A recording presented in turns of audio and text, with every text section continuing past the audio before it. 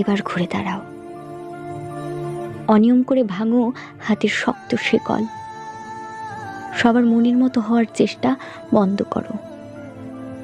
অন্যদের কথা চিন্তা করতে করতে নিজেকে ভালোবাসতে ভুলে যেও না। আর কেউ খারাপ বললে তাকে বারবার বোঝানোর দরকার নেই তুমি ভালো।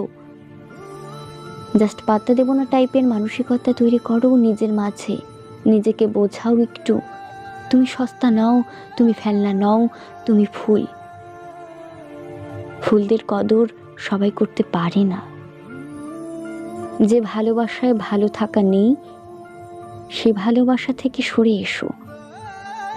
প্রতিবার দোষ না করেও ক্ষমা চাওয়া বন্ধ করো।